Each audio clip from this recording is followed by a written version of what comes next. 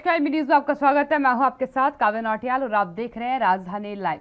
खबरों की शुरुआत कर लेते हैं। आम आदमी पार्टी ने आगामी भारत पाकिस्तान T20 विश्व कप मैच को लेकर के सत्तारूढ़ भारतीय जनता पार्टी पर निशाना साधा है। जम्मू कश्मीर में हालिया हमलों का हवाला देते हुए अरविंद केजरीवाल के नेतृत्व वाली पार्टी ने जोर देकर कहा कि मौजूदा स्थिति को देखते हुए प्रधानमंत्री को मैच आयोजित नहीं करने के रुख से सहमत होना चाहिए। हम देखते हैं कि कश्मीर में लोगों पर हमला हो रहा है। मुझे यकीन है कि पीएम भी मैच का आयोजन नहीं करने के रुख में सहमत हैं, क्योंकि जब विपक्ष में थे तब वे सवाल करते थे कि जब भारत में राज्य प्रायोजित आतंकवाद हो रहा है तो हमें क्रिकेट क्यों खेलना चाहिए। आतिशी ने यह भी कहा है कि जब तक भारतीयों के खिलाफ इस तरीके के हमले बंद नहीं होते, पाकिस्तान के साथ क्रिकेट मैच नहीं खेले जाने चाहिए। उन्होंने कहा कि इसलिए मुझे यकीन है कि न केवल आप बल्कि भाजपा और पीएम के साथ उसका नेतृत्व भी इस बात से सहमत होगा कि जब तक भारत में इस तरीके के हमले और भारतीयों पर लक्षित हमले बंद नहीं होते हैं, तब तक इस तरीके के मैचेस को नहीं खेला जाना चाहिए। भारत और पाकिस्तान 24 अक्टूबर को दुबई में एक बहुप्रतीक्षित हाई ऑक्टेन T20 विश्व कप मैच खेलने वाला है। केंद्रीय मंत्री गिरिराज सिंह आगामी मैच पर पुनर्विचार करने पर जोर देने वाले भाजपा के पहले नेता हैं। गिरिराज सिंह ने सोमवार को संवाददाताओं से कहा कि मुझे लगता है कि अगर भारत और पाकिस्तान के बीच संबंध अच्छे नहीं है तो इस पर पुनर्विचार किया जाना चाहिए।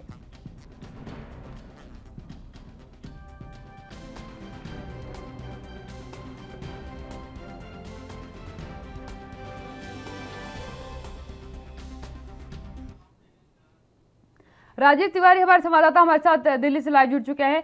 राजीव, यकीनन कहीं ना कहीं आम आदमी पार्टी जो है आगामी मैच को लेकर के, भारत पाकिस्तान के मैच को लेकर के नाराजगी जाहिर कर रही है और सीधी तौर पर पूरा विपक्ष इस मुद्दे पर कहीं ना कहीं सत्ता को आड़े हाथों लेता नजर भी आ रहा है।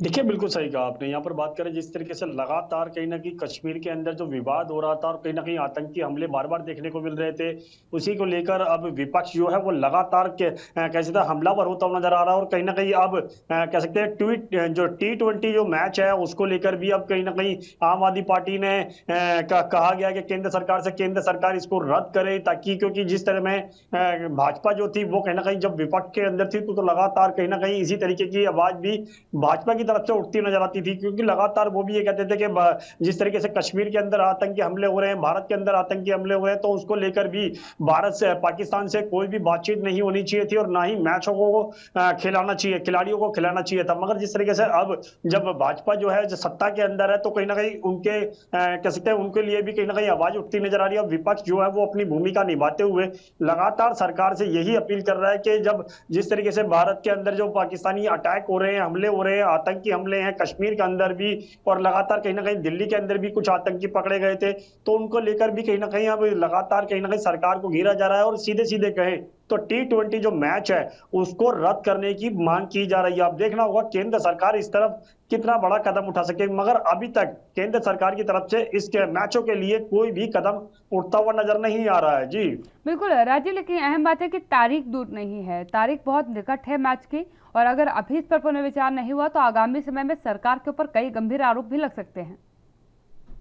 देखिए, बिल्कुल सही कहा आपने। यहाँ पर बात करें जिस तरीके से अभी मैचों की जो तारीख है उसको कहीं ना कहीं अभी ये नहीं बताया गया कि किस तरीके के मैच होंगे और किस तरीके से अगर मैच की तारीख जो है वो नजदीक आ जाती है और सरकार फैसला नहीं ले पाती है तो कहीं ना कहीं विपक्ष जो है वो दोहरी भूमिका निभाएगा हमला करने में। मगर यहाँ बात करें कांग्रेस पार्टी की तो कांग्रेस पार्टी लगातार कहीं ना कहीं कश्मीर के मुद्दे को लेकर लगातार केंद्र सरकार को घेरने की कोशिश करती नजर आ रही थी। और अब आम आदमी पार्टी की जिस तरीके से आतिशी ने भी कल प्रेस वार्ता कर केंद्र सरकार को घेरने की कोशिश की गई, यहाँ तक कि केंद्र सरकार के द्वारा कहीं ना कहीं आतंकी हमलों पर कहीं ना कहीं अंकुश लगाने के लिए बात की गई है। मगर जिस तरीके से भारत के अंदर लगातार कहीं ना कहीं आतंकी हमले हो रहे हैं और त्योहारों के मद्देनजर रखते हुए भी कहीं ना कहीं आतंकी पकड़े गए हैं, तो कहीं ना कहीं साफ जाहिर है कहीं ना कहीं केंद्र सरकार को इस तरफ बड़ा कदम उठाना होगा।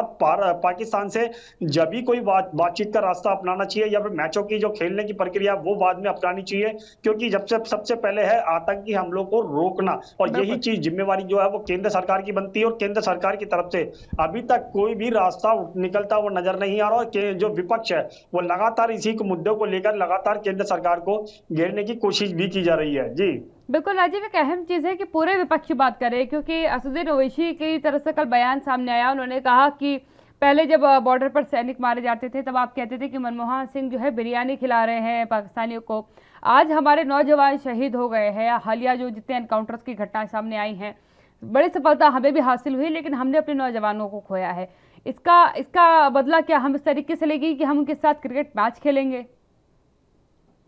देखिए बिल्कुल सही कहा आपने। यहाँ पर बात करें जिस तरीके से जब मनमोहन सिंह सत्ता के अंदर थे, यानी कांग्रेस पार्टी सत्ता के अंदर थी, तो कहीं ना कहीं विपक्ष यानी कि जो बीजेपी था वो लगातार कहीं ना कहीं केंद्र से कह सकते हैं प्रधानमंत्री को घेरने की कोशिश कर रहे थे, और यहाँ तक कि कांग्रेस पार्टी को भरपूर घेरने की कोशिश भी की थी। ये भी कहा गया था कि पाकिस्तान को लोगों को बिरयानी खिलाई जा रही है, और आतंकी जो हमले भारत के अंदर हो रहे थे उसको लेकर भी कहीं ना कहीं एक दूसरे के ऊपर आरोप लगाए जा रहे थे। मगर अब जब सत्ता के अंदर भाजपा खुद मौजूद है, तो प्रधानमंत्री मोदी जी एक कह सकते हैं दिग्गज नेता माने जाते हैं, और कहीं ना कहीं उनका जो रुतबा है कहीं ना कहीं काफी बड़ा रुतबा माना जाता है। तो कहीं ना कहीं उसको लेकर भी कहीं ना कहीं अब केंद्र सरकार को घेरा जा रहा है, और केंद्र सरकार के द्वारा यह भी कहा जा रहा है कि पाकिस्तान से बातचीत का रास्ता जब ही अपनाना चाहिए जब आतंकवाद खत्म हो या आतंकवाद के खिलाफ कोई बड़ा अंकुश लगे। मगर अभी तक पाकिस्तान की तरफ से कोई भी अंकुश नहीं लगता नजर आ रहा है। और दूसरा सबसे बड़ी बात है ये कि भारत के अंदर जितने भी आतंकी हमले हुए हैं, चाहे वो स्कूल के अंदर हो या फिर क्या कहते हैं टीचरों के ऊपर अटैक करने की बात हो, या फिर कहीं और जो हमले हुए हैं पुलवामा में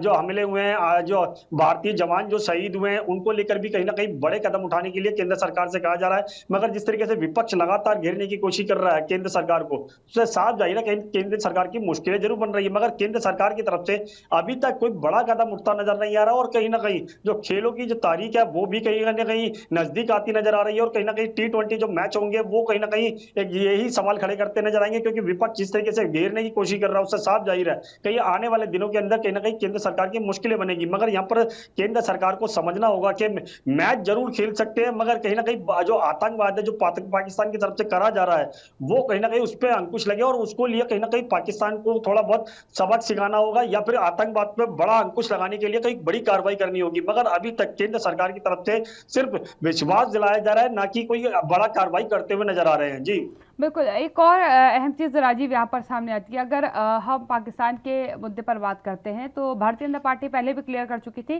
कि प्रेम पत्र लिखना हमारी नीति नहीं है, और ये बात खुद प्रधानमंत्री मोदी की तरफ से कही गई थी कि हम अगर हमारे जवानों के सर काटे जाएंगे तो हम उनको प्रेम पत्र नहीं लिखने वाले हैं, हम कार्रवाई करके जवाब देंगे। हालिया घटनाओं के बाद अगर हम उनके साथ मित्रवत व्यवहार रखते हैं, क्योंकि खेल भावना जो होती है वो बहुत द्वेष मुक्त भावनाओं में गिनी जाती है, और यकीनन हिंदुस्तान के नागरिक जो है नाराज है पाकिस्तान की इस घटना पे, जिस तरीके से जम्मू कश्मीर में अशांति बनाने का प्रयास उनकी तरफ से लगातार किया जा रहा है। उसके बाद खेल भावना के तहत क्या हम उनके साथ खेल सकते हैं? देखिए बिल्कुल सही कहा आपने। यहाँ पर बात करें भाजपा की, तो भाजपा जब प्रधानमंत्री मोदी जी की बात करें तो लगातार कहीं ना कहीं जब विपक्ष के अंदर थे तो कहीं ना कहीं घेरने की कोशिश की जाती थी, मगर अब जो बातचीत है कहीं ना कहीं बातचीत के रास्ते से बिल्कुल कोई भी रास्ता निकलना नहीं नजर आ रहा है। जिस तरीके से खुद प्रधानमंत्री मोदी जी कह रहे हैं कि हम प्रेम पत्र नहीं लिखेंगे, हम करारा जवाब देंगे, और यही चीज करारे जवाब की जनता भी उम्मीद करती है कि करारा जवाब पाकिस्तान को दिया जाए, क्योंकि जिस तरीके से लगातार कहीं ना कहीं पाकिस्तान की तरफ से हमले किए जाते हैं, आतंकियों को भेजा जाता है, आतंकी बड़े बड़े कहीं ना कहीं नीचे टारगेट करते हैं, जवान हमारे सभी शहीद होते हैं, तो कोई ना कहीं जनता भी इसी चीज को चाहती है कि सरकार जो है बड़ा कदम उठाए, पाकिस्तान को करारा जवाब दे। और कहीं ना कहीं जिस तरीके से प्रधानमंत्री मोदी जी ने कहा था कि हम प्रेम पत्र नहीं लिखेंगे, सीधा सीधा करारा जवाब देंगे, तो उसी करारे जवाब के लिए कहीं ना कहीं विपक्ष भी आवाज उठाता नजर आ रहा है, और जनता भी यही चाहती है केंद्र सरकार कहीं ना कहीं पाकिस्तान को और आतंकवाद को करारा जवाब दे, ताकि जो हमारे जवान शहीद हुए या फिर जो हमारे लोग मारे गए हैं उनके खिलाफ कहीं ना कहीं शहादत भी हो, और कहीं ना कहीं पाकिस्तान को एक करारा जवाब ये मिले कि पाकिस्तान भारत जो है वो चुप बैठने वालों में से नहीं है, सीधा सीधा जवाब देगा। तो कहीं ना कहीं आगे से करने के लिए उसको सोचना होगा 10 बार। मगर यहाँ पर अभी तक खेल भावना की बात करें तो खेल भावना अपनी जगह पर है, और कहीं ना कहीं जो आतंकवाद को जवाब देना है वो अपनी जगह पर है, मगर यहाँ पर दोनों ही जिम्मेवारी केंद्र सरकार की बनती है, और केंद्र सरकार किस तरीके की जवाब देती है ये जरूर देखना होगा। मगर जनता भी कहीं ना कहीं उम्मीद कर रही है कि आतंकवाद के खिलाफ केंद्र सरकार का कोई बड़ा कदम उठता नजर आए। जी बिल्कुल राजीव जी, लेकिन अगर भारतीय जनता पार्टी के फैसले की बात करें तो खुद गिरिराज सिंह ने इस पूरे मुद्दे पर पुनर्विचार की बात कही है। एकमात्र वही भाजपा के अभी तक नेता भी हैं जिन्होंने कहा कि इस पर पुनर्विचार यकीनन होना चाहिए। अगर संबंध अच्छे नहीं है तो उसके साथ खेल भी खेलना बेकार है। देखिए बिल्कुल सही कहा आपने। यहाँ पर बात करें संबंधों को अच्छे करने की, तो कहीं ना कहीं भाजपा के जो बड़े नेता है वो लगातार संबंध अच्छे बनाने की कोशिश कर रहे हैं, मगर जब पाकिस्तान की तरफ से बार बार अटैक किया जा रहा है, हम एक बार गलती कर सकते हैं, दो बार गलती कर सकते हैं, मगर बार बार गलती को हम गलती नहीं कहते। ये बिल्कुल ही बहुत बड़ी गलती कहलाती है, और कहीं ना कहीं उसके लिए कहीं ना कहीं केंद्र सरकार को समझना होगा कि हम बातचीत का रास्ता अपना अपनी जगह पर है, और खेल खेलने का जो प्रक्रिया है वो अपनी जगह पर है, मगर आतंकवाद एक बड़ा कैसे मुद्दा बन चुका है, और उसको कहीं ना कहीं खत्म करना होगा, और भारत को कहीं ना कहीं बड़ा कदम उठाना होगा। मगर जिस तरीके से केंद्र सरकार की तरफ से कहा गया था कि हम प्रेम पत्र नहीं लिखेंगे, मगर कार्रवाई होती हुई भी नजर नहीं आ रही, और कहीं ना कहीं जनता भी यही चाहती है और विपक्ष भी यही चाहता है कि पाकिस्तान को एक बार करारा जवाब दिया जाए, ताकि पाकिस्तान दोबारा से इस तरीके की हरकत करने से पहले 10 बार सोचेगा। मगर वही बात करें आतंकियों को भेजने की, जिस तरीके से भारत के अंदर बार बार छुपे रास्तों से, यानी कि खुफिया रास्तों से भेजा जाता है, चाहे वो नेपाल के रास्ते हो या फिर कहीं और रास्तों से भेजा जाता हो, कहीं ना कहीं भारत के अंदर अटैक करवाया जाता है, तो साफ जाहिर है कहीं ना कहीं भारत की सरकार को एक बड़ा कदम उठाना होगा, और जो विपक्ष जिस तरीके से आवाज उठा रहा है, तब वो आवाज भी सुननी होगी, और खेल जो भावना है वो अपनी जगह पर है, मगर पाकिस्तान को कहीं ना कहीं करारा जवाब देने के लिए जरूर आगे आना चाहिए। जी बिल्कुल राजीव, अगर बात हम आतंकवाद की करते हैं, क्योंकि आतंकवाद को लेकर के लगातार ये नाराजगी है और आतंकवाद पर नकेल कसने का प्रयास भी इस सरकार की तरफ से किया गया है। हर बार सरकारें कहती है, चाहे सर्जिकल स्ट्राइक की बात करें, वो चाहे स्ट्राइक की बात करें, विपक्ष को अगर ये मैच कैंसिल नहीं किया गया किसी भी रीजन से, तो फिर विपक्ष को बैठे बैठा एक बड़ा मुद्दा मिल जाएगा, क्योंकि एक भाजपा अपने आप को राष्ट्रवादी छवि वाली पार्टी कहती है और सीधा राष्ट्रवाद पे बड़ा हमला होगा, विपक्ष के पास भी मौका हो जाएगा। देखिए बिल्कुल सही कहा आपने। यहाँ पर बात करें जिस तरीके से केंद्र सरकार की यानी कि भाजपा की, तो कहीं ना कहीं अगर केंद्र सरकार के द्वारा मैचों को रद्द नहीं किया जाता है, तो कहीं ना कहीं भाजपा की बड़ी मुश्किलें खड़ी होंगी, क्योंकि विपक्ष जिस तरीके से मुद्दों को कैच करता हुआ नजर आ रहा है, और कहीं ना कहीं केंद्र सरकार को घेरने की कोशिश की जा रही है, और जनता तक यही मैसेज जा रहा है कि केंद्र सरकार आतंकवाद के खिलाफ कोई भी कदम नहीं उठा रही है। अगर मैच कैंसिल नहीं किए जाते हैं, तो सबसे बड़ी दिक्कतें जो है वो भाजपा की खुद बनती हुई नजर आएगी, और कहीं ना कहीं उसका खामियाजा भी भुगतना पड़ सकता है भाजपा को। मगर भाजपा को ये भी चीज पता है कि अगर वो कदम नहीं उठाते हैं, तो कहीं ना कहीं जनता जो उनसे नाराज होगी, और उनका जो वोट बैंक है उनके हाथ से चला जाएगा।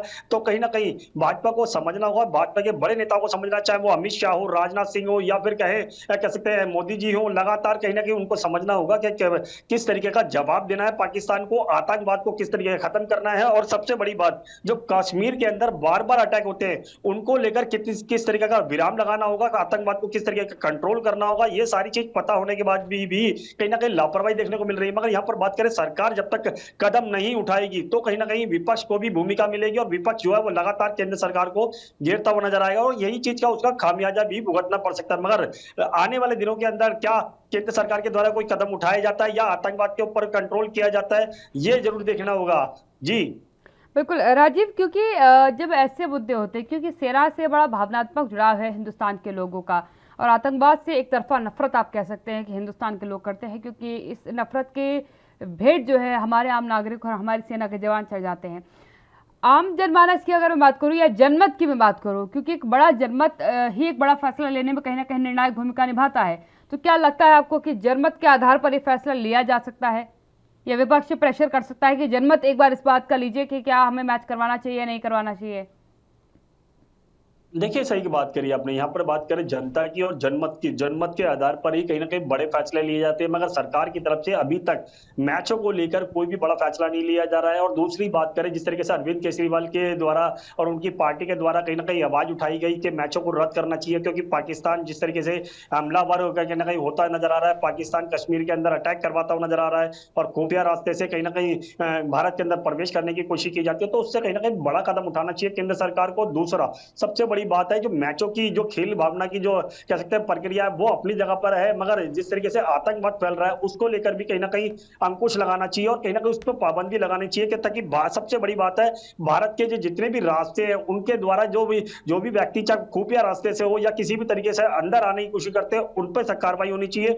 दूसरा कश्मीर के अंदर जितने भी आतंकवाद हो रहे हैं या फिर कहें जितने भी कैंप चल रहे हैं पाकिस्तान के द्वारा या फिर कहें आतंकवादियों के द्वारा, उन पर अंकुश लगना चाहिए। मगर यहां तक अभी तक केंद्र सरकार के द्वारा इन दोनों ही रास्तों पर अंकुश लगता हुआ नजर नहीं आ रहा है, और आने वाले दिनों के अंदर अगर अंकुश नहीं लगा तो कहीं ना कहीं भारत को अपने जवान खोने पड़ेंगे, अपने लोग खोने पड़ेंगे, और कहीं ना कहीं उसको बाद में भी अगर कह सकते हैं समय रहते हुए कदम नहीं उठाया तो कहीं ना कहीं बड़ी दिक्कतें आ सकती हैं। जी बिल्कुल राजीव, एक और अहम सवाल है, क्योंकि भारत की जनता की बात अगर मैं करती हूँ तो भारत की जनता खुद नहीं चाहती है कि हिंदुस्तान का इस समय पाकिस्तान से मैच हो।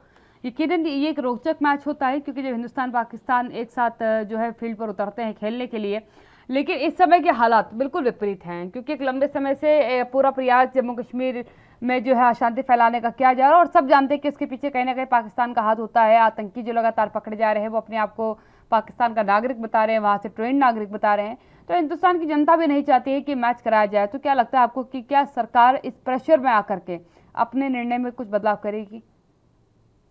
देखिए, बिल्कुल सही कहा आपने। यहाँ पर बात करें जनता की, तो जनता भी यही चाहती है कि जब तक आतंकवाद के खिलाफ सरकार कुछ बड़ा कदम नहीं उठाए, तो जब पाकिस्तान से कोई भी बातचीत का रास्ता नहीं होना चाहिए, यहाँ तक कि मैच नहीं होने चाहिए। और यही चीज जनता की कहीं ना कहीं आवाज उठती हुई नजर आ रही है, और इसी को लेकर कहीं ना कहीं विपक्ष भी कहीं ना कहीं यही आवाज उठाता नजर आ रहा है कि भारत को कहीं ना कहीं बड़ा कदम उठाना चाहिए, मैचों को नहीं कराना चाहिए। और दूसरा, आतंकवाद के खिलाफ कहीं ना कहीं बड़े कदम उठाने चाहिए। सिर्फ घोषणाएं करने से बात नहीं बनेगी, यहाँ पर कदम उठना भी चाहिए। मगर जिस तरीके से केंद्र सरकार के द्वारा कहा गया था कि हम प्रेम पत्र नहीं लिखते हैं और कहीं ना कहीं उसका जवाब भी देते हैं, तो वो जवाब की उम्मीद जो है वो जनता भी कर रही है, विपक्ष भी कर रहा है। मगर अभी तक जिस तरीके से सरकार कहीं ना कहीं ढील अपना रही है और कहीं ना कहीं जवाब नहीं दिया जा रहा है, और कहीं ना कहीं आतंकवाद जो है वो कहीं ना कहीं बढ़ता हुआ नजर आ रहा है। कश्मीर की बात करें या फिर दिल्ली की बात करें, क्योंकि जितने भी आतंकवादी दिल्ली के अंदर कहें या और राज्यों के अंदर पकड़े जाते हैं, उनके पास 99% के करीब जो डॉक्यूमेंट्स होते हैं या फिर जो वेपन्स होते हैं या हथियार होते हैं, वो लगातार कहीं ना कहीं पाकिस्तान के ही होते हैं।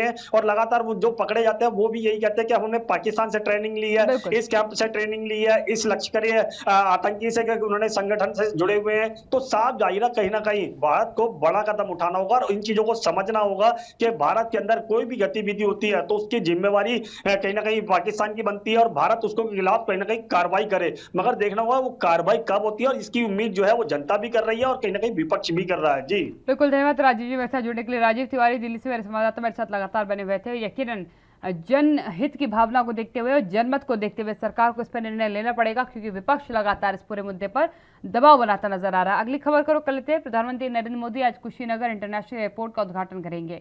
विकास के इस रनवे के उद्घाटन के साथ ही गोरखपुर और आसपास के लोगों का इंतजार भी खत्म होगा। एयरपोर्ट के उद्घाटन का समारोह कई मायनों में अहम होगा। इस कार्यक्रम में शामिल होने के लिए श्रीलंका के राष्ट्रपति गोटाबाया राजपक्षे भी कुशीनगर एयरपोर्ट पर मौजूद होंगे। स्वागत कार्यक्रम में मेहमानों को बुद्ध प्रसाद दिया जाएगा, जो कि पूर्वांचल के मशहूर काला नमक से बना होगा। एयरपोर्ट के उद्घाटन कार्यक्रम में 25 प्रतिनिधियों और 100 बौद्ध भिक्षुओं समेत सभी मेहमानों को काला नमक चावल से बना बुद्ध प्रसाद बांटा जाएगा। इस एयरपोर्ट पर लैंड होने वाली पहली फ्लाइट श्रीलंका के कोलंबो से उड़ान भरेगी और 125 गणमान्य व्यक्तियों और बौद्ध भिक्षुओं को लेकर के कुशीनगर हवाई अड्डे पर उतरेगी। बुधवार को एयरपोर्ट के उद्घाटन के साथ ही कुशीनगर भी इंटरनेशनल बौद्ध सर्किट के एयर रूट से जुड़ जाएगा। एयरपोर्ट पर गौतम बुद्ध की एक प्रतिमा भी स्थापित की गई है, जिसमें बुद्ध को लेटी हुई अवस्था में दिखाया गया है। ये प्रतिमा यहां आने वाले बौद्ध धर्म के अनुयायियों में आकर्षण और उनके विशेष अनुभव प्रदान करेगी। भगवान बुद्ध से जुड़े होने के कारण ही इस एयरपोर्ट को अंतर्राष्ट्रीय उड़ानों के मुताबिक बनाया गया है।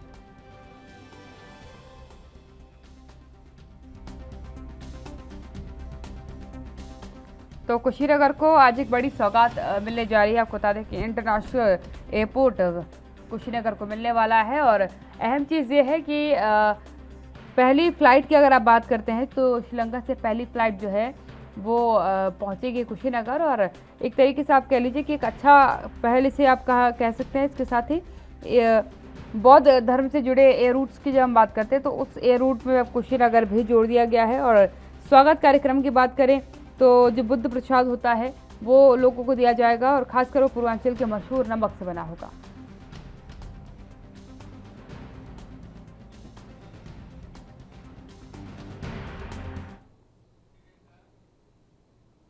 मेरे साथ गोविंद पटेल मेरे संवाददाता कुशीनगर से जुड़ चुके हैं। गोविंद, क्या कहेंगे, क्योंकि आज एक बड़ी सौगात कुशीनगर को मिलने वाली है, क्या कुछ तैयारियां प्रशासन की तरफ से की गई हैं? जी काफी अरसे बाद जो है कुशीनगर को जो है ये एयरपोर्ट मिलने जा रहा है, जो काफी अरसों से लोग इंतजार कर रहे थे इस एयरपोर्ट का कि यह कब चालू होगा। कई सरकारें आई, कई सरकारें गई, लेकिन एयरपोर्ट जो है का उद्घाटन नहीं हो पाया था। लेकिन इस सरकार ने जो है बहुत बड़ा जो है बेहतर कार्य किया है कि आज प्रधानमंत्री के हाथों इस एयरपोर्ट का उद्घाटन होना है। बिल्कुल गोविंद जी, की अहम चीज यहाँ पर है क्योंकि एक लंबे इंतजार के बाद एक विकास का बड़ा पैमाना, क्योंकि जो है अंतर्राष्ट्रीय हवाई अड्डे को माना जाता है, इंटरनेशनल हवाई अड्डे को माना जाता है, उसकी सौगात प्रधानमंत्री स्वयं देने आ रहे हैं। श्रीलंका के राष्ट्रपति भी वहां पहुंचने वाले हैं, क्या कुछ तैयारियां उनके लिए विशेष की गई हैं? जी, ये एयरपोर्ट पे कुशीनगर जो है 10 बजे के करीब प्रधानमंत्री पहुंचेंगे। 10:40 तक इंटरनेशनल एयरपोर्ट का लोकार्पण करेंगे। उसके बाद जो है 11:20 को यहाँ से जो है कुशीनगर महापरिनिर्वाण मंदिर पहुंचेंगे, जहां मंदिर पे पहुंच के विशेष पूजा अर्चना उनके द्वारा की जाएगी। जिसके बाद 12:40 महानिर्वाण मंदिर से प्रस्थान करेंगे और 1:10 तक बरवा जंगल जो हेलीपैड स्थल है वहां पे पहुंचेंगे। 1:20 से वहां से जनसभा शुरू होगी, जहां विभिन्न विकास परियोजनाओं का जो है लोकार्पण और शिलान्यास करेंगे। जिसके बाद यहाँ जनसभा को प्रधानमंत्री जो है संबोधित करेंगे। जी बिल्कुल गोविंद, क्योंकि फर्स्ट फ्लाइट को लेकर के भी कुछ जानकारियां सामने आई है कि श्रीलंका से पहली फ्लाइट आएगी। कुछ विशेष कारण है कि जिसमें जो है बौद्ध भिक्षुओं को भी इसमें रखा गया है, शामिल किया गया है? जी, श्रीलंका से जो फर्स्ट फ्लाइट आ रही है उसमें श्रीलंका के राष्ट्रपति आ रहे हैं, उनके साथ जो है बौद्ध भिक्षुओं का दल आ रहा है जो यहाँ पे विशेष पूजा अर्चना करेंगे। जी गोविंद जी, एक बुद्ध प्रसाद की भी जानकारी मिली है कि जो आज वहां पर प्रतिनिधि पहुंचेंगे, जो मेहमान वहां पर आएंगे, उन्हें बौद्ध प्रसाद दिया जाएगा। पूर्वांचल के विशेष काले नमक से जो है वो प्रसाद बनाया जाएगा। महापरिनिर्वाण जो मंदिर है, विशेष पूजा अर्चना के बाद प्रधानमंत्री वहां जो बुद्ध प्रसाद का जो है कार्यक्रम किया गया है, वहां जो है बुद्ध प्रसाद ग्रहण करेंगे और वहां पहुंचे जो लोग हैं वो भी जो है बुद्ध प्रसाद ग्रहण करेंगे। जी बिल्कुल, धन्यवाद गोविंद जी मेरे साथ जुड़ने के लिए। गोविंद जी मेरे संवाददाता कुशीनगर से मेरे साथ जुड़े हुए थे और यकीनन एक अहम कह सकते हैं आपकी फैसला कुशीनगर को लेकर के दिया गया है और एक सौगात आप कह सकते हैं कि बड़ी सौगात कुशीनगर को आज मिली है। इंटरनेशनल एयरपोर्ट का उद्घाटन प्रधानमंत्री मोदी करेंगे। श्रीलंका के राष्ट्रपति इस दरमियान वहां पर मौजूद होंगे। गोटाबाया राजपक्षे की वहां पर मौजूदगी होगी। कार्यक्रम काफ़ी विशेष माना जा रहा है क्योंकि जो पहली फ्लाइट श्रीलंका से आने वाली है उससे 25 प्रतिनिधि शामिल होंगे। 100 का आंकड़ा माना जा रहा है कि बौद्ध भिक्षु इसमें शामिल होंगे और जो एयरपोर्ट का डिज़ाइन या लोकेशन आप कह सकते हैं वो बिल्कुल उसी कॉन्सेप्ट पे बनाया भी गया है।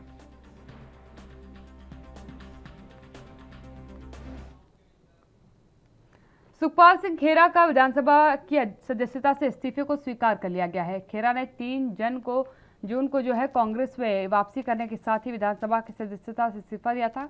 खेरा आम आदमी पार्टी के टिकट से विधानसभा चुनाव जीते थे, मगर बाद में अपनी अलग पार्टी बना करके लोकसभा चुनाव लड़ा था। फिलहाल सुखपाल खेरा एक बार फिर अपनी राजनीतिक जमीन तलाशने की कोशिश कर रहे हैं, लेकिन सबसे अहम बात है कि उनके इस्तीफे को स्वीकार कर लिया गया है, जो इस्तीफा उन्होंने 3 जून को दिया था।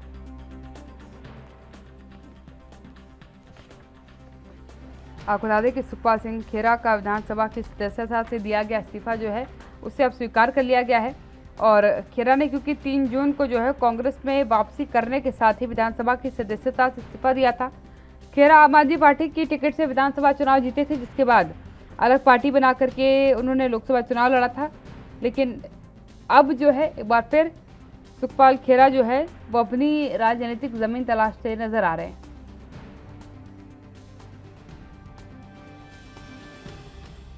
अहम बात यह है कि सुखपाल सिंह खेरा का विधानसभा की सदस्यता से दिया गया इस्तीफा अब स्वीकार हुआ है। आपको बता दें कि 3 जून को उन्होंने ये इस्तीफा सौंपा था, लेकिन अब उसे स्वीकार कर लिया गया है।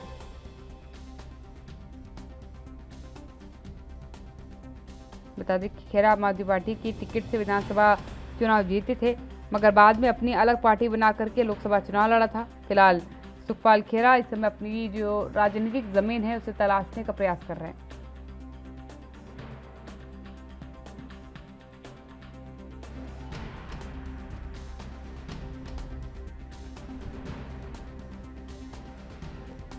सुखपाल सिंह खेरा का इस्तीफा स्वीकार कर लिया गया है। अहम बात है ये कि उनका इस्तीफा स्वीकार कर लिया गया है। काफ़ी लंबे समय से, क्योंकि उन्होंने इस्तीफा दे रखा था 3 जून को उन्होंने ये इस्तीफा दिया था, लेकिन वो इस्तीफा स्वीकार नहीं किया जा रहा था।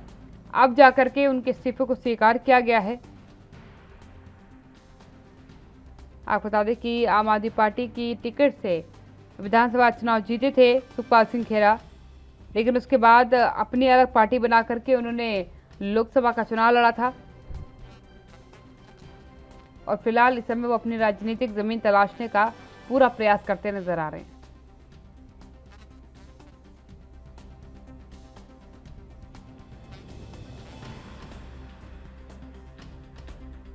सुखपाल सिंह खेरा का विधानसभा की सदस्यता से इस्तीफा उन्होंने दिया था, उसे स्वीकार कर लिया गया है। खेरा ने 3 जून को कांग्रेस में वापसी करने के साथ ही विधानसभा की सदस्यता से इस्तीफा दिया था, जिसे अब स्वीकार किया गया है।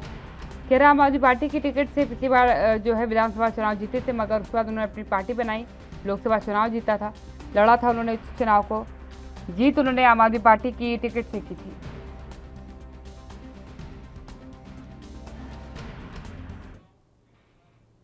यहाँ रुकें छोटे से ब्रेक के लिए, जल्द हाजिर होते हैं।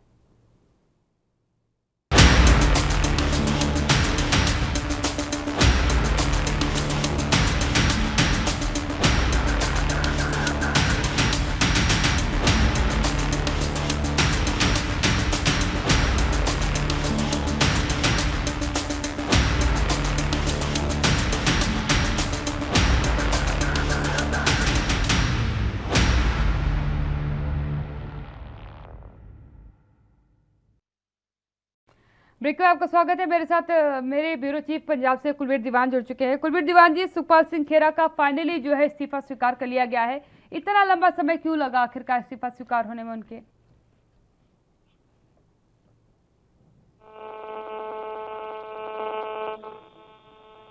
समय जो है वो लगना, क्योंकि आम आदमी पार्टी इसी को लेकर सवाल जो है वो उठाती रही है। और खासतौर पर उनकी जो भूमिका है उसको कहीं ना कहीं सवालों के घेरे में लेती रही है। हालांकि ये विधानसभा की एक प्रक्रिया का हिस्सा है कि किस तरह से वो जो प्रक्रिया वो आगे बढ़ती है, क्योंकि सुखपाल खेरा ने 3 जून को जब इस्तीफा दिया था तो वो सही फॉर्मेट में नहीं था, जिसके बाद उनको सही फॉर्मेट में इस्तीफा जो है वो देने के लिए कहा गया।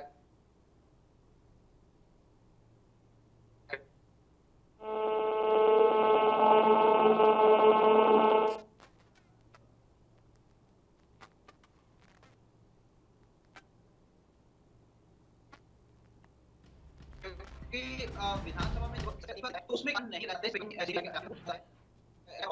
और कहीं कहीं उसी जिसके वजह से वारे से उन्हें निकाला गया था।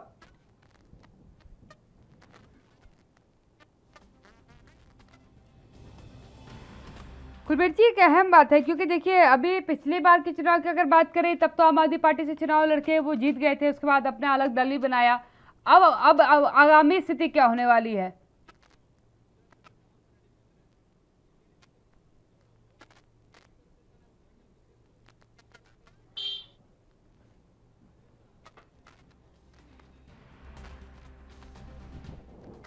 चलिए दोबारा हम कुलवीर जी से संपर्क साधने का प्रयास करेंगे। सुखपाल सिंह खेरा का विधानसभा की सदस्यता से इस्तीफा दिया है, उसे अब जो था अभी तक वो अस्वीकार चला था, उसे भी अब स्वीकार कर लिया गया है। खेरा ने 3 जून को कांग्रेस पे वापसी करने के साथ ही विधानसभा की सदस्यता से इस्तीफा दिया था।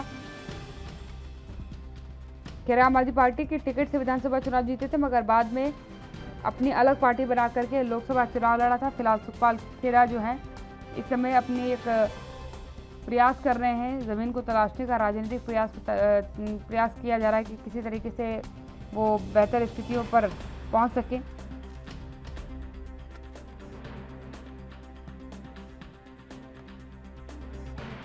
तो आपको बता दें कि सुखपाल सिंह खेरा का विधानसभा सदस्यता का इस्तीफे को अब स्वीकार किया गया है। पहले क्योंकि उन्होंने जो इस्तीफा दिया था, जिस तरीके से अभी कुलवीर जी ने बताया कि पहले जो इस्तीफा दिया गया था वो इस्तीफे का फॉर्मेट पूरी तरीके से गलत था, जिसके बाद उनको सही फॉर्मेट बताया गया और उसके बाद उन्होंने जो है उस आधार पर अपना जो फॉर्मेट को एक्सेप्ट करते हुए जो है रिजाइन वापस दिया।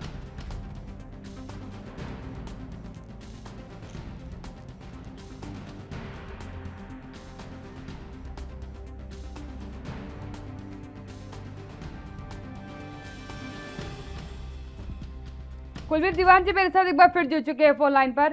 कुलवीर जी क्या कहेंगे, क्योंकि देखिए प्रयास अब नई राजनीतिक जमीन तलाशने का की जा रही है, क्या लगता है आपको राजनीतिक जमीन नहीं मिल पाएगी?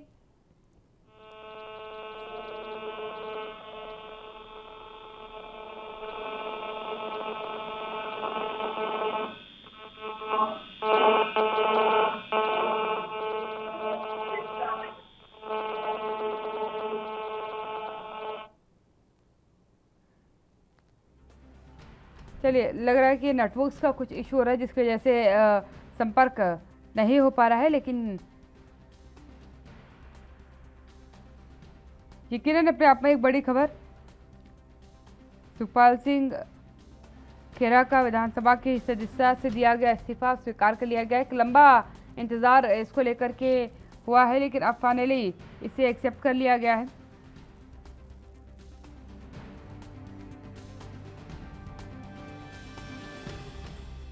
आम आदमी पार्टी से विधानसभा चुनाव जीते थे सुखपाल सिंह खेरा, और उसके बाद उन्होंने अपना एक दल बनाया था, अपना राजनीतिक दल बनाया था, लेकिन उसको ले करके भी अब ये कयास लगाए जा रहे हैं कि आगामी रणनीति उनकी क्या होने वाली है। ये देखने वाली बात होगी, क्योंकि आगामी समय में चुनाव होने वाले हैं, तो वो क्या वो अपने ही जो उनका दल है उससे चुनाव लड़ेंगे या फिर जो है किसी और राजनीतिक दल के साथ जो है वो चुनाव लड़ेंगे। ये अपने आप में कई अहम सवाल हैं जो सामने आ रहे हैं। देखने वाली बात होगी कि इनका जवाब क्या निकलता है। कुलवीर दीवान जी क्या कहेंगे आप, क्योंकि आप माना जा रहा है कि सुखपाल खेरा जो है अपनी राजनीतिक जमीन तलाशने का प्रयास कर रहे हैं, तो कहाँ जा करके डगर थमेगी? देखिए, सुखपाल खेरा कांग्रेस में थे और कांग्रेस में एक कद्दावर नेता के तौर पर उनको जाना जाता था। उनकी पहचान एक कद्दावर नेता के तौर पर थी, और क्योंकि एक अच्छे बुलारे हैं, अच्छे स्पीकर हैं सुखपाल सिंह खेरा, लेकिन कहीं ना कहीं आम आदमी पार्टी में उन्होंने अपना भविष्य जो है राजनीतिक वो तलाशने की कोशिश की थी। जब 2017 में विधानसभा चुनाव हुए थे और भुलक से टिकट पाकर सुखपाल खेरा आम आदमी पार्टी में वो आम आदमी पार्टी की टिकट से जीते थे, लेकिन उसके बाद सुखपाल खेरा और आम आदमी पार्टी के बीच में दूरियां जो है वो बढ़ती गई और कई विधायक सुखपाल खेरा के साथ आम आदमी पार्टी का साथ छोड़ गए। लेकिन आम आदमी पार्टी छोड़ने के बाद उनका साथ छोड़ने के बाद सुखपाल खेरा ने अपनी एक पार्टी का गठन किया और लोकसभा चुनाव लड़ा। वहां पर उनको सफलता नहीं मिल पाई और तब से कहीं ना कहीं एक ये कहें कि साइड लाइन में ही सुखपाल खेरा जो है वो चल रहे थे। राजनीतिक ये कहें कि पूरी तरह से धरातल पर वो उभर नहीं पा रहे थे, अपनी जगह नहीं बना पा रहे थे, और अंत में उन्होंने कांग्रेस में ही अपना भविष्य देखा और 3 जून को उन्होंने मुख्यमंत्री कैप्टन अमरिंदर सिंह के साथ मुलाकात करके कांग्रेस में शामिल होने का फैसला किया। और उसी दिन ही विधानसभा से, क्योंकि वो आम आदमी पार्टी की टिकट से विधायक थे, तो ऐसे में दल बदलू कानून के तहत कार्रवाई जो है वो उनकी सदस्यता पर बनती थी। तो ऐसे में उन्होंने इस्तीफा दिया और कांग्रेस में वो शामिल हो गए और उनका इस्तीफा जो है वो कल मंजूर कर लिया गया था। जी, लेकिन कुलवीर जी एक लंबा समय नहीं बीत गया इस्तीफा दिए हुए और स्वीकार होने में, बहुत लंबा प्रोसीजर लग गया। 3 जून का दिया हुआ इस्तीफा, दूसरे दल में शामिल भी हो गए और अब जाकर के अक्टूबर में 20 तारीख को वो एक्सेप्ट हो पा रहा है। देखिए, एक प्रक्रिया है, विधानसभा की भी एक कानूनी प्रक्रिया है, और वो प्रक्रिया जो है वो जब पूरी होती है तब ही कहीं ना कहीं जो किसी मुद्दे का हल या फैसला जो है वो अंतिम रूप लेता है। लेकिन इसी बीच जो आम आदमी पार्टी है, जहां पर विधायक की जो सीट से टिकट से जीते थे सुखपाल खेरा, वो आम आदमी पार्टी लगातार स्पीकर की भूमिका को घेरे में लेती रही है, क्योंकि उनका ये आरोप था कि स्पीकर जो है वो कहीं ना कहीं कांग्रेस के जो विधायक या कांग्रेस के जो साथ लगने वाले विधायक हैं उनके साथ जिनके मन लगते हैं, तो उनको कहीं ना कहीं बचाव के मुद्दे में है। क्योंकि कई विधायक ऐसे हैं जिनकी सदस्यता की कंप्लेंट, खासतौर पर आम आदमी पार्टी के जो विधायक आम आदमी पार्टी से अलग हुए थे, उनकी सदस्यता रद्द करने के लिए कई शिकायतें जो है वो विधानसभा में पेंडिंग है और उन पर फैसला नहीं फिलहाल हो रहा। तो ऐसे में स्पीकर की जो भूमिका है उसको सवालों के घेरे में आम आदमी पार्टी लेती है, लेकिन कहीं ना कहीं एक प्रक्रिया होती है विधानसभा की भी। क्योंकि सुखपाल खेरा का जो इस्तीफा था, जिसमें आपने सवाल किया कि लंबा समय जो है वो लग गया, वो इस्तीफा जो पहले उन्होंने दिया था वो सही फॉर्मेट में नहीं था और विधानसभा में इस्तीफा देने के लिए सिर्फ एक लाइन लिखनी होती है, उसमें कारण नहीं गिनाए जाते। यदि आप उसमें कारण या फिर इधर उधर की बात करेंगे तो वो सही फॉर्मेट नहीं होगा और ऐसी सूरत में आपको दोबारे से अप्लाई करना होगा। तो सुखपाल खैरा को कहा गया था कि वो एक बार दोबारा से अप्लाई करें और उसके बाद इन पर्सनल जो है वो स्पीकर जो है वो उस सदस्य को बुलाता है जिसने इस्तीफा दिया हो, उसको अपने सामने जो है वो बुलाता है और कारण पूछता है ताकि वो स्पष्ट कर सके और अपनी जो उसने एप्लीकेशन लगाई है उसके बारे में स्पष्टीकरण दे सके। तो ऐसे में पूरी प्रक्रिया जो है उसके तहत ही सुखपाल खैरा गुजरे हैं और अब जाके कल उनका इस्तीफा जो है वो मंजूर हो गया है। जी मेरे साथ जुड़ने के लिए कुलवीर दीवान जी भी पंजाब से मेरे साथ जुड़े हुए थे। फॉर्मेट क्योंकि जो है सुखपाल सिंह खेरा की तरफ से जो है गलत अपनाया गया था, क्योंकि विधानसभा में जिस तरीके से कुलवीर जी ने बताया कि एक फॉर्मेट होता है, उस पर्टिकुलर फॉर्मेट को आपको इस्तेमाल करना होता है और अगर वो फॉर्मेट का उपयोग नहीं किया गया होगा तो अस्वीकार कर दिया जाएगा। फॉर्मेट एक बार फिर जो है सुखपाल जी को बताया गया, उसके बाद उन्होंने सही फॉर्मेट से इस्तीफा दिया, जिसके बाद उनके इस्तीफे को अब स्वीकार कर लिया गया है।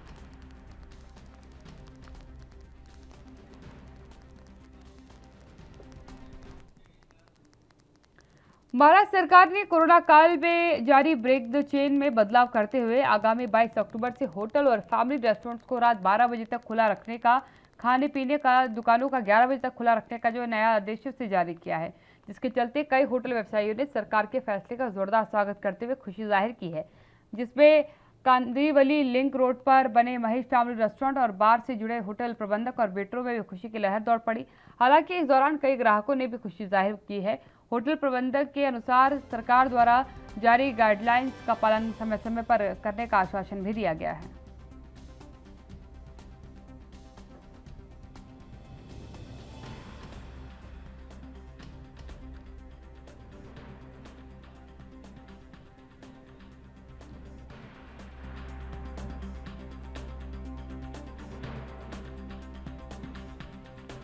तो आपको बता दें कि लगातार बढ़ते कोविड केसेस के बाद अब कहीं ना कहीं राहत मिलती नजर आ रही है। मुरारी जी मेरे संवाददाता मेरे साथ इस खबर पे जुड़ चुके हैं मुंबई से। मुरारी जी, एक बड़ी राहत की खबर कह सकते हैं, जो होटल प्रबंधक हैं, होटल से जुड़े कारोबारी लोग हैं, हॉस्पिटैलिटी डिपार्टमेंट जिसे एक तरीके से कहा जाए, उनको बड़ी एक राहत मिली है, एक छूट दी गई है, क्या कुछ उनकी तरफ से कहना है? सही करना है। 2.25 साल के बाद अब लगभग 12 बजे तक देश की आर्थिक राजधानी मुंबई में होटल, रेस्टोरेंट, बार के अलावा जो श्रम के इलाके में दुकानें हैं वो जो है खुलेंगी। स्वास्थ्य मंत्री राजेश टोपे का मानना है कि उन्होंने इस पूरे मामले में ट्रांसपोर्ट के साथ होटल व्यवसायियों से बातचीत किए हैं। महाराष्ट्र के मुख्यमंत्री उद्धव ठाकरे ने खुद इस मामले में स्वास्थ्य विभाग से लगातार जानकारी ले रहे थे कि आखिर किस परिस्थिति में इन कारोबार को आगे बढ़ाया जाए और ऐसे में अब जाकर के सरकार ने फैसला लिया है कि 12 बजे तक होटल, रेस्टोरेंट, बार और जो मॉल्स हैं या फिर कह सकते हैं कि स्वयं के इलाकों में जो दुकानें हैं वो अब 12 बजे तक खुली रहेंगी। लेकिन काव्या, इसमें भी बृहन मुंबई महानगर पालिका ने एक गाइडलाइन जारी किया है। उस गाइडलाइन के तहत ही इन होटल व्यवसायियों को या दुकानदारों को दुकान खोलने की अनुमति मिलेगी। काव्या, बिल्कुल, वो क्या कुछ गाइडलाइंस होगी मुरारी जी, क्या कुछ गाइडलाइंस उनकी तरफ से दी गई है? अगर गाइडलाइंस की बात करें तो सबसे ज्यादा जो होटल्स हैं वहां पर सैनिटाइजर की बात कही गई है। आने जाने वाले जो लोग रहेंगे वहां मास्क के बगैर किसी को एंट्री नहीं दी जाएगी। जो होटल्स में टेबल हुआ करते थे उनमें सोशल डिस्टेंसिंग का पालन किया जाएगा और समय समय पर वहां पर बृहन मुंबई महानगर पालिका के जो डॉक्टर्स की टीम होती है वो कभी भी कहीं भी चेकिंग के लिए पहुंच सकती है। और साथ ही मुंबई पुलिस को भी गाइडलाइन जारी किया गया है कि 12 बजे तक सारी चीजों पर नजर रखी जाए और कहीं भी अगर भीड़ भाड़ का स्थिति बनती है, कहीं भी प्रोटोकॉल जो नियम दिए गए हैं उसे तोड़ा जाता है तो उसके ऊपर कार्रवाई की जाए। काव्या, बिल्कुल मुरारी जी, एक राहत की खबर आप कह सकते हैं हॉस्पिटैलिटी डिपार्टमेंट के लिए है, क्योंकि जब से बंदिशें लगी थी तब से कारोबार लगातार बंद थे। व्यापारियों की तरफ से, होटल मालिकों की तरफ से क्या कुछ कहा गया है, रेस्टोरेंट मालिकों की तरफ से क्या कुछ कहा गया अभी तक? देखिए, होटल मालिकों का साफ तौर पर ये कहना था कि जो वर्कर्स थे उन्हें पगार देना काफी भारी पड़ रहा था, क्योंकि 10 बजे तक ही होटल खुले रहते थे और मुंबई में अमूमन जो है कि 10 के बाद जो है लोग खाने पीने के लिए होटल या रेस्टोरेंट में जाते थे। और यही वजह था कि जो काम करने वाले वर्कर्स थे उन्हें जो है तनख्वाह समय पर होटल मालिक व्यवसायियों की तरफ से नहीं दिया जा रहा था। तो एक बड़ी राहत माना जा रहा है कि अगर 12 बजे तक होटल चलेंगे तो एक अच्छा बिजनेस होगा, ताकि वो अपने वर्कर्स को भी पगार दे चुके। कोरोना काल से बंद जो होटल थे, जो लेबर थे या जो कर सकते हैं कि वहाँ पर कारीगर थे, वो अपने अपने गांव पलायन किए थे। तो इस खबर के बाद बहुत से ऐसे होटल मालिक हैं जो अपने वर्करों को भी अब बुलाना शुरू कर दिए हैं। काव्या। बिल्कुल मुरारी जी, एक अहम बात है कि मुंबई की जो शान है कि उसे कहते हैं कि वो रात तक चलने वाले शहरों में से है, जहां दिन या रात का फर्क नहीं बता सकते। रात में भी उतनी ही चहल पहल नजर आती है जितनी दिन दोपहरी नजर आती है। अब वो चहल पहल एक बार कह सकते हैं कि फिर से खुलता नजर आ रहा है, सब कुछ सामान्य होता लग रहा है। जी काव्या, कहना गलत नहीं होगा, क्योंकि अगर मुंबई के घूमने के पर्यटकों की बात करें तो लोग मुंबई घूमने के लिए खास करके रात में पसंद करते थे, चाहे वो गिरगांव चौपाटी हो, जुहू चौपाटी हो, अक्सा बीच हो, मरीन ड्राइव हो, या फिर बांद्रा वर्ली सी फेस हो, या कह सकते हैं gate of India Taj hotel हो। अब ऐसी जगहों पर रात 12 बजे तक जाने की जो अनुमति मिली है, उससे कहीं ना कहीं जो पर्यटक है उनकी भी संख्या बढ़ेगी। जो व्यापार, जो रोजगार है, वो कहीं ना कहीं जरूर गुलजार होंगे। और ऐसे में अब दीपावली के त्योहार आ रहे हैं तो इनमें भी बड़े पैमाने पर सजावट भी देखने के लिए मिलेगा। काव्या। बिल्कुल मुरारी जी, एक और अहम सवाल यहाँ पर, क्योंकि जो होटल्स में काम करने वाले एम्प्लॉयज़ होते हैं उन्हें भी काफ़ी ज़्यादा परेशानियों का सामना करना पड़ रहा था, क्योंकि बंदी की वजह से कई लोग बेरोजगार हो गए थे। रोजगार की एक बार फिर मतलब कह सकते हैं कि शुरुआत हुई है, फिर से वापस हायरिंग की जाएगी स्टाफ की। देखिए, जिस तरीके से लॉकडाउन में लोग एकदम इधर उधर हुए थे, बहुत से ऐसे होटल मालिक थे जो अपने मजदूरों को उनके गांव भेज दिए थे। बहुत से ऐसे होटल थे जो बंद हो चुके थे, क्योंकि 9 और 10 बजे का जो परमिशन होता है उसमें लोग खाने पीने के लिए नहीं पहुंचते थे। और जिस तरीके से कोरोना संक्रमण की स्थिति थी, चाहे मरने वालों का आंकड़ा हो या कोरोना संक्रमण मरीजों की संख्या, तो एक लोगों में डर सा भी बना हुआ था। और सरकार की जो गाइडलाइन थी, प्रोटोकॉल थे, उसे भी लोग ध्यान में रखते थे। अब ऐसी परिस्थिति में जब रात 12 बजे तक का परमिशन महाराष्ट्र सरकार ने दिया है, और उसमें एक बात साफ तौर पर कही गई है कि मुंबई के लिए कहा गया है, अदर जिलों में जिस तरीके की स्थिति होगी, चाहे महाराष्ट्र के पुणे हो, नागपुर हो, औरंगाबाद हो, अहमदनगर हो, सिंधुदुर्ग हो, जहां पर कोरोना संक्रमण मरीजों की संख्या में वृद्धि हो रही है, वहां पर वहां के जिला अधिकारी अपने तहत नियम बनाकर खोल सकते हैं। लेकिन देश की आर्थिक राजधानी मुंबई एक बार फिर गुलजार होने के लिए तैयार है। मुस्कान। बिल्कुल बिल्कुल मुरारी जी, एक अहम चीज़ है, क्योंकि मुंबई की चहलकदमी ही उसकी अपनी एक पहचान है और उसकी शुरुआत कर दी गई है। लेकिन कोविड को लेकर के कहीं ना कहीं आम नागरिकों में डर होगा। रेस्टोरेंट्स की बात कर लूँ, चाहे होटल्स की बात कर लूँ, चाहे मॉल्स की बात कर लूँ, ये सब जगह 12 बजे तक खोली ज़रूर जा रही है। लेकिन क्या आम नागरिक इस फैसले को स्वीकार करने के लिए तैयार है? कोविड नियमों के साथ वो इसका आगाज़ कर पाएंगे? काव्या, देखिए, अगर आम जनमानस की बात करें तो उनमें एक बड़ी राहत तो भी महसूस कर रहे हैं कि अगर 12 बजे तक सारी चीजें खुलती हैं तो जो उनके दुकान है, चाहे छोटे व्यवसायी है या फिर वहाँ काम करने वाले लोग हैं, उनमें तो खुशहाली है। साथ ही साथ जो लोग 2.25 साल से तकरीबन अपने बीवी बच्चों और परिवार के साथ घरों में कैद थे, होटल रेस्टोरेंट थिएटर नहीं जा पा रहे थे, अब खुलने के बाद उन्हें थोड़ा सा वक्त और समय जरूर मिला है कि वो अपने परिवार को लेकर जा सकते हैं। हालांकि रहा प्रोटोकॉल, जो नियम कोरोना के हैं उसे फॉलो करने के लिए कहीं न कहीं आम जनमानस का भी समर्थन चाहिए। नहीं तो हालात अगर फिर बिगड़े तो इस तरीके की जो स्थिति बनी हुई है रात 12 बजे तक, उसके ऊपर कोई और नियम लगेंगे। तो शायद यही वजह है कि लगातार सरकार भी लोगों में जागरूकता फैला रही है और आम जनमानस भी इसे एक अच्छा मौका मान रहे हैं कि दीपावली से पहले एक राहत मिली है। काव्या। मुरारी जी मेरे साथ जुड़ने के लिए, मुरारी जी मेरे संवाददाता मेरे साथ मुंबई से जुड़े हुए हैं। तो यकीनन एक अच्छी खबर आप कह सकते हैं कि मुंबई वासियों के लिए आई है, और खासकर क्योंकि जो चहलकदमी की हम बात करें लगातार, क्योंकि एक पहचान है मुंबई की, और वो है कि रात के समय वो ज़्यादा गुलजार होती है। कई ऐसी शहर हैं जहां आप देखेंगे कि रात के समय ज़्यादा भीड़ भाड़ आपको नजर आएगी, ज़्यादा चहलकदमी नजर आएगी। और उन्हीं शहरों में जब आप नाम गिनते हैं तो मुंबई का भी आता है, महाराष्ट्र का भी नाम आता है। लोग रात के समय जो है बाहर घूमने के लिए निकलते हैं, पसंद करते हैं लोग रात के समय वहाँ घूमना। और अब एक राहत की बात यह है कि आपको होटल्स रेस्टोरेंट्स के लिए परेशान नहीं होना पड़ेगा, क्योंकि रात को 12 बजे तक वो भी आपको वही नज़र आने वाला है खुला हुआ, और आप जा करके वहाँ पर आनंद ले सकते हैं। लेकिन कुछ गाइडलाइंस ज़रूर पालन करनी होगी आपको, कोविड के नियमों का पालन आपको भी करना होगा। और जो होटल रेस्टोरेंट जहाँ आप जा रहे हैं वहाँ भी उसका पालन किया जाएगा तभी, क्योंकि बीच में कभी भी बीएमसी की तरफ से छापेमारी की जा सकती है, व्यवस्थाओं को देखा जा सकता है। और अगर कहीं भी ये पाया गया कि व्यवस्थाएं बेहतर नहीं है तो उस पर कार्रवाई होगी।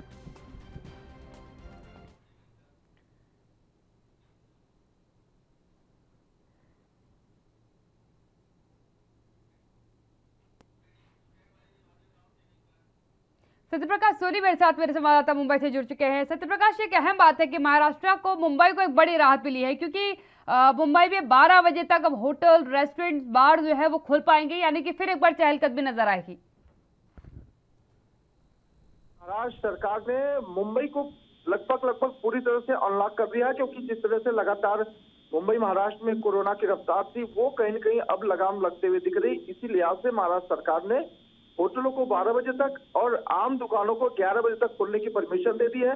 लेकिन जो कोरोना की गाइडलाइंस है उसका पालन करना बेहद जरूरी होगा, क्योंकि लगातार उस पर मनपा और मुंबई की जो पुलिस है वो लगातार नजर रखेगी। सीधे तौर पर कहा गया है कि जब भी आप होटल में जाएंगे तो मास्क के द्वारा जाएंगे, उसके बाद दुकानों पर जाते तो मास्क लगाना बेहद जरूरी है, जिसको लेकर एहतियातन ये भी कहा गया है कि एक उनकी टीम जो है लगातार होटलों और दुकानदारों के ऊपर नजर रखेगी कि वो खुद कोरोना गाइडलाइन का पालन कर रहे हैं या नहीं। लेकिन राहत भरी बात है कि अब मुंबई घरों को काफी राहत है, जिससे देर रात तक भी वो शॉपिंग कर सकते हैं, देर रात भी वो होटलों में खाना खाने के लिए जा सकते हैं। इस तरह की व्यवस्था महाराष्ट्र सरकार ने कर दी है। हालांकि मंदिर को पहले ही खोल दिया गया था, वो भी कहीं राहत बड़ी बात है। जी बिल्कुल सत्यप्रकाश जी, क्या है बात यहाँ पर निकल करके सामने आ रही है कि राहत वहाँ के लोगों को भी मिलने वाली है, लेकिन कुछ रूल्स को फॉलो करना होगा।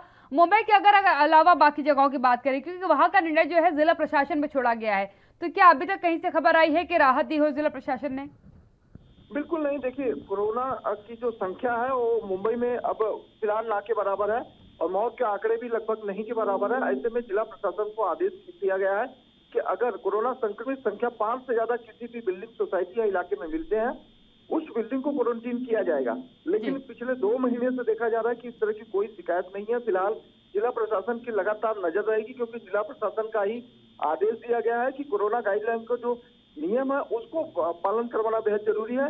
लोग ये न समझे कि कोरोना चला गया, बल्कि कोरोना के लिए अभी हमें सतर्क रहना है, क्योंकि जिस तरह से ये भी जानकारी है कि चीन और अन्य राज्यों में, देशों में जो है फिर से एक बार कोरोना की रफ्तार बढ़ने लगी है, उसको लेकर भी महाराष्ट्र सरकार ने चिंता जताई है। लेकिन चूंकि लोगों की आर्थिक स्थिति बिगड़ चुकी, सामने कई त्योहार है, इसको लेकर भी महाराष्ट्र सरकार ने यह कदम उठाया है। फिलहाल एक आम बात की मुंबई महानगर पालिका का चुनाव भी होने वाला है, इसका भी नजर रखा जा रहा है कि किस तरह से आम जनता को कहीं न कहीं तकलीफ न हो, आम जनता को कहीं कहीं रिझाया जाए, क्योंकि जब चुनाव आते हैं तो अमूमन सारे जो है कानून व्यवस्था कहीं न कहीं असर पे हो जाती है। बिल्कुल बिल्कुल सत्यप्रकाश, ये एक अहम बात आपने कही, क्योंकि देखिए कोविड के दरमियान कई लोग बेरोजगार भी हुए थे, और रोजगार का भी एक बड़ी, अब हम कह सकते हैं कि मौका आम नागरिकों के पास पहुंचा, खासकर जो लोग होटल रेस्टोरेंट्स या बार जो वर्क करते थे एक लंबे समय से, क्योंकि बंद चल रहा था तो बेरोजगारी हाथ पर थी। लेकिन अब क्योंकि रीओपन करने का सरकार ने मौका दे दिया है, तो कहीं ना कहीं उनके हाथ पे भी रोजगार मिल गया। उनकी तरफ से क्या रिएक्शन अभी तक सामने आए हैं?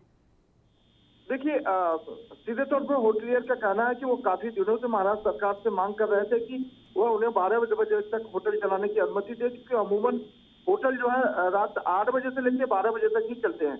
अब ऐसे में अगर 10 बजे बंद हो जाएगा तो उनका होटल का जो व्यवसाय पूरी तरह से ठप हो गया था। लेकिन अब उन्हें राहत भरी बात है कि 12 बजे तक होटल चला सकते हैं, और पहले सिर्फ डिलीवरी करने की परमिशन थी, अब होटल में बैठ के आप खाना भी खा सकते हैं। इस तरह की बातें महाराष्ट्र सरकार ने कही, तो जाहिर तौर पर उनके लिए बड़ी राहत है। दुकानदारों को भी काफी दिक्कत हो रही थी, क्योंकि मुंबई पुलिस लगातार जो है 10 बजे के बाद अगर दुकानें खुली रहती थी उनके ऊपर फाइन 1250 रुपए की फाइन लगा देती थी, जिससे उनकी और दयनीय स्थिति हो गई थी। लेकिन अब रात के बाद 11 बजे तक दुकानें खुली रहेंगी, वो स्वेच्छा से अपनी मर्जी से दुकानें खोल के रख सकते हैं। जिस दिन उन्हें बंद करना या चालू करना वो उनकी मर्जी के हिसाब से। पहले लेकिन ऐसा नहीं था कि महाराष्ट्र सरकार जब आदेश देती उस वक्त जो है दुकानें खुलती थी और बंद होती, लेकिन अब ऐसा नहीं होगा जी। बिल्कुल। सत्य प्रकाश जी, एक और सवाल यहाँ पर है कि अगर किसी भी होटल ने कोविड गाइडलाइंस के रूल्स को ब्रेक किया तो फिर क्या कुछ कार्रवाई होगी? तुरंत अभी देखिए, पिछले दिनों भी अभी जिस तरह से नवरात्रि में कई लोगों को जो है महाराष्ट्र में और मुंबई में डांडिया खेलने की परमिशन नहीं थी, लेकिन लोग खेल रहे थे। उसको लेकर जहां से भी मुंबई पुलिस को कंट्रोल पे कॉल आया, वो पुलिस ने तुरंत कार्रवाई की। जानकारी ये भी है अब तक 53 लोगों के ऊपर 188 की धारा के तहत कार्रवाई की है, यानी कि कोरोना गाइडलाइन का उल्लंघन करने की धारा के तहत कार्रवाई की गई। तो जाहिर तौर पर अगर इस तरह से कोई पाया जाता है तो कोरोना गाइडलाइन के तहत उनके ऊपर तुरंत कार्रवाई की जाएगी। हालांकि यह कॉल कंट्रोल से होना चाहिए, किसी आम व्यक्ति के पर्सनल शिकायत पे नहीं होना चाहिए। बिल्कुल, यानी सत्य प्रकाश जी, अगर राहत सरकार ने दी है तो पूरी सख्ताई के साथ दी है ताकि हालात ना बिगड़े। अगर कस्टमर्स के लिए भी बात करूं तो कस्टमर्स के लिए भी क्या कुछ रूल्स बनाए गए हैं होटल्स में जाने के लिए, या फिर जिस तरीके से बीच में जब रेस्टोरेंट्स खोले गए थे तो नियम बनाया गया था कि आधी क्षमता के साथ चलेंगे, अल्टरनेट चेयर्स पर बैठेंगे, ऐसा कुछ ऑप्शन इस बार भी रखा गया है? पहले महाराष्ट्र सरकार ने जब शुरुआत की थी तो तभी इसी तरह की गाइडलाइन दी थी कि 50% क्षमता के साथ होटल चलेगा। जो उनके कर्मचारी रहेंगे, होटल के जो कुक रहेंगे या कर्मचारी रहेंगे, उनको दोनों वैक्सीन लेना बेहद जरूरी है। उसके बाद होटल में जो भी आएगा उनका जो है अल्टरनेट चेयर को अरेंज किया जाएगा, मतलब एक कुर्सी के बाद दूसरी कुर्सी खाली रहेगी, तीसरी कुर्सी पे बैठेगा कोई, इस तरह की व्यवस्था की गई थी। लेकिन अब ऐसा नहीं है। अभी महाराष्ट्र सरकार ने पूरी तरह से फुल फ्लैज में उनकी परमिशन दी है, लेकिन आपको सोशल डिस्टेंसिंग भी रखना है, कोरोना गाइडलाइन का पालन भी करना है, मास्क भी लगाना है और ज्यादा से ज्यादा तो भीड़ नहीं इकट्ठा करना है। इस तरह की बातें महाराष्ट्र सरकार ने अपनी जो एसओपी में बताया है। बिल्कुल सत्य प्रकाश जी, यहाँ पर एक सवाल और खड़ा होता है क्योंकि अगर बात हम सुरक्षा मानकों की कर रहे हैं, क्योंकि लगातार आंकड़ों में इजाफा देखा गया है कोविड के, क्या कोविड को लेकर के और भी कोई नॉर्म्स बनाए गए हैं? क्योंकि कई जिलों में इसकी अनुमति नहीं दी गई है, मात्र मुंबई में दी गई है, तो नाराजगी यकीनन होगी होटल प्रबंधकों की। अगर बात करूं तो कहीं ना कहीं से नाराजगी आएगी कि एक जगह पर आपने सबको अनुमति दे दी है हर चीज की और हमको नहीं मिल रही है। जी बिल्कुल, देखिए मुंबई एक आर्थिक राजधानी है। मुंबई में पैसों के दम पे सारी चीजें चलती है। तो जाहिर तौर पर मुंबई में बड़े बड़े 5 स्टार 7 स्टार होटल्स है, बॉलीवुड के सितारे रहते हैं, तमाम बड़े उद्योगपति रहते हैं। अब ऐसे में होटल को कारोबार जो है मुंबई में सबसे ज्यादा चलता है। तो जाहिर तौर पर मुंबई को परमिशन देना बेहद जरूरी था, क्योंकि लगातार होटलियत का दबाव आ रहा था। होटल यूनियन संघ का उनको महाराष्ट्र सरकार को दबाव आ रहा था। विपक्ष भी लगातार आक्रामक थी कि होटल क्यों नहीं खोला जा रहा है, होटल को सुचारू रूप से, क्योंकि लगातार वो होटलियन कहते हैं क्या वो टैक्स सरकार को भरते हैं, लेकिन टैक्स तो भरते हैं लेकिन सरकार तो होटल बंद करती है। तो जाहिर तौर पर अगर उनके होटल को नहीं खोला जाएगा तो उनके टैक्सेस कहाँ से आएंगे? उनके ऊपर अतिरिक्त दबाव पड़ रहा था। जो उनके यहाँ कर्मचारी काम करते थे उनको खाने पीने रहने की असुविधा हो रही थी क्योंकि पैसे नहीं थे। तो तमाम चीजें जो है बीच में महाराष्ट्र सरकार को घेर रही थी। लिहाजा महाराष्ट्र सरकार ने जो फैसला लिया है कहीं कहीं अति उत्तम और सराहनीय है, क्योंकि लगातार लोगों की व्यवसाय भी चलेंगे। जो लोग बेरोजगार हैं उनको रोजगार भी मिलेगा और उनकी जो लोगों की इच्छा है खाने पीने बहने और बाहर घूमने की, उनकी भी इच्छाएं पूरी होती है। चाहे तो कहने की बहुमुखी सोच जो है महाराष्ट्र सरकार ने दिखाया। बिल्कुल सत्य प्रकाश जी, अच्छी पहल इसे कह सकते हैं। लेकिन अगर होटल मालिकों की बात करें उनकी तरफ से, क्योंकि एक लंबा समय का नुकसान उन्होंने झेला है, आश्वस्त तो होंगे लेकिन पुराने बकाये को लेकर के, पुराने नुकसान को लेकर के नाराजगी भी कहीं ना कहीं होगी। हमने बीच में एक होटलियर से बात किया था, सीधे तौर पर उनका आरोप था कि जब भी होटल चलता था तभी हमारे होटल की जो है लाखों में जो है बिजली बिल आती थी। अब ऐसे में होटल बंद है तो भी बिजली बिल उतना ही आती है। हाँ। इसके अलावा अभी बिजली पानी का बिल जो आता था वो अभी भी अमूमन, क्योंकि बीएमसी एक बार सर्वे कर लेती है तो उसी आधार पर, उसी रेशियो के आधार पर पानी का बिल देती है लोगों को। बिल्कुल, क्योंकि एक परमानेंट अमाउंट होता है डिसाइडेड। अगर आप लाइट का जब कनेक्शन लेते हैं तो एक वोल्टेज के हिसाब से आपका एक परमानेंट बिल भी होता है जो घरों से लेकर के व्यवसायिक क्षेत्रों तक लगता है। जी जी जी बिल्कुल, इसी तरह से अतिरिक्त दबाव उनके ऊपर था कि किस तरह से इसको वहन किया जाए, क्योंकि होटल बंद है तो पैसे नहीं है, व्यवसाय बिल्कुल ठप हो गया है। ऐसे में जो पानी के बिल, बिजली के बिल, कर्मचारियों का रहने खाने की सुविधा, तमाम तरह के अतिरिक्त दबाव, कर टैक्स, तो सारी चीजें उनको देनी पड़ती थी। सरकार ये बंद नहीं किया। उन्होंने सरकार से मांग भी की थी कब होटल बंद है तो कम से कम बिजली का बिल या पानी के बिल तो माफ कीजिए, 70% तक तो माफ कीजिए, लेकिन इस तरह की कोई बातें नहीं हुई, क्योंकि सरकार भी लगातार अपने राजस्व को कायम करना चाहती है, क्योंकि सरकार को बाकी और सुविधाएं आम जनता को देनी है। तो जाहिर तौर पर एक तरफ सरकार के ऊपर भी दबाव था, तो जो होटलियर है या फिर तमाम बड़े व्यवसायी हैं उनके ऊपर भी इस तरह का दबाव था, लेकिन अब वो दबाव धीरे धीरे कम होता हुआ दिख रहा है। बिल्कुल सत्यप्रकाश जी, एक राहत की खबर कह सकते हैं क्या? और भी कुछ चीजों में आगामी समय में लगता है आपको कि राहत दी जाएगी जिस तरीके से होटल व्यवसाय को दिया गया है? खोल दी गई है। ऐसा मुंबई की लाइफ कही जाने वाली लोकल को सेकेंड डोज लेने वाले के लिए ही अभी तक वरीयता दी गई है, लेकिन आने वाले दिनों में ये माना जा रहा है कि महाराष्ट्र सरकार जल्द आम जनता को भी जो है राहत देगी और भी कई पहलू पर राहत देगी। बिल्कुल, धन्यवाद सत्यप्रकाश जी मेरे साथ जुड़ने के लिए। सत्यप्रकाश सोनी संवाददाता मेरे साथ मुंबई से जुड़े हुए थे। और राहत की खबर कह सकते हैं कि मुंबई में अब 2 साल बाद तकरीबन रात के 12 बजे तक जो है होटल रेस्टोरेंट्स खुल पाएंगे, बार्स खुल पाएंगे और राहत जो है इन व्यवसाय से जुड़े लोगों को कहीं ना कहीं मिलती नजर आई है। मेरे साथ इस बुलेटिन में फिलहाल इतना ही। देश दुनिया की बड़ी और तमाम खबरों के लिए आप बने रहिए एनवी न्यूज़ के साथ। नमस्कार।